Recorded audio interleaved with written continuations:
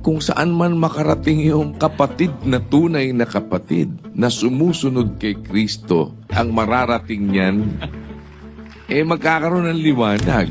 Kaya alam po ninyo mga kapatid, ang inyong presensya sa bawat dako na mararating ng mga tunay na lingkod ng Diyos, ang daladalan niyan, kaligtasan.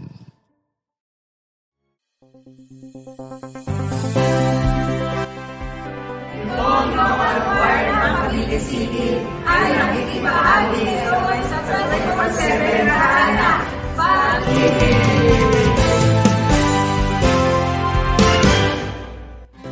Sa awa at tulong ng Panginoon, patuloy na ipinagkakaloob sa ating kapatiran ang mga gawaing nagbubunga ng pag-ibig at paglilingkuran sa isa't isa.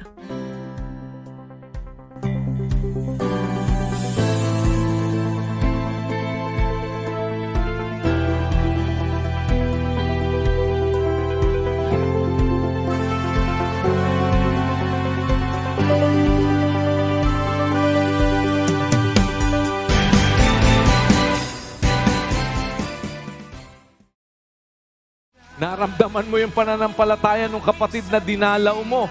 Pagdalaw mo sa kapatid, may sakit yung kapatid. May sakit na siya. Nasa bingit na ng kamatayan yung kapatid. Pagdalaw mo sa kanya, nakita mo. Sabi mo, kapatid, kumusta po kayo? Okay naman po. Sabi nung kapatid na may sakit, basta po, lakasan lang natin ang loob natin. Biro mo, may sakit na nagsasabi sa'yo, lakasan lang natin ang loob natin. Hindi ba lalakas ang loob mo? Bakit? Siya na nga na may sakit. Dying na. Ang sinasabi sa'yo, lakasan lang po. Ako po ika'y nagtitiwala sa kabutihan ng Diyos na magagawa sa ating mga magkakapatid. Ipakita sa Sa pamamagitan ng MCGI Free Store, naipadama natin ang malasakit sa kapwa na walang hinihintay na kapalit. itinuro siyang dapat isang puso. Ipakita sa ganito. Sa isinagawang mass indoctrination motorcade, sama-sama nating naipamalas ang sigasig sa pagpapalaganap ng Ebanghelyo. Dapat isang puso.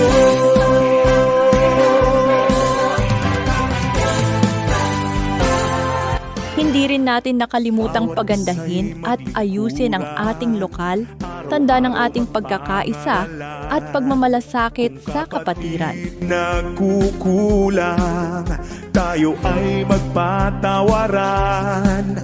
Tayo ay Mula sa mga tungkulin ng DRRT hanggang sa mga pagpupulong ng mga officers, na ipakita natin ang kahandaan at pakikipagkaisa. pagkasa'y di mawawala.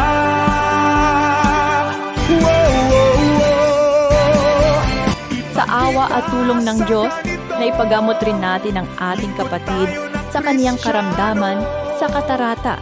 Pag-ibig na itinuro siyang Nagdala rin ng kagalakan ang pagtitipon ng mga kapatid nitong nakaraan sa Tagaytay para sa Cavite Provincial Thanksgiving. tayo na Kristiyano.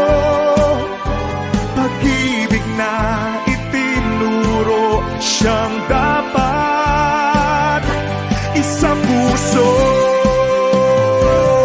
At higit sa lahat sa palagi nating pagsasama-sama at pagtitipon sa ating lokal, nararamdaman natin ang pananabik sa pakikinig ng mga salita ng Diyos. Ta sa ganito, lingkod tayo ng Kristiyano.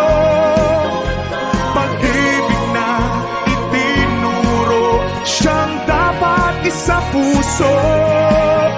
Ipakita sa ganito. Samantalang tayo'y may pagkakataon, gawin natin. I-grab natin ang bawat opportunity. Ang utos, banal, 7:12 ng Roma. Ang utos, banal, matuwid at mabuti. Sa bawat pagsunod natin sa kautusan ng Diyos, gagawa tayo ng mabuti. Sa bawat gawaing ito, Muling naipakita ang walang katapusang biyaya at pagmamahal ng ating Panginoon sa kaniyang bayan. Puro siyang tapat, isang puso. Ipakita natin sa ganito, pag-ibig na mula sa puso, mabubuting gawa ng Kristiyano. Milyong salamat sa Diyos. Sa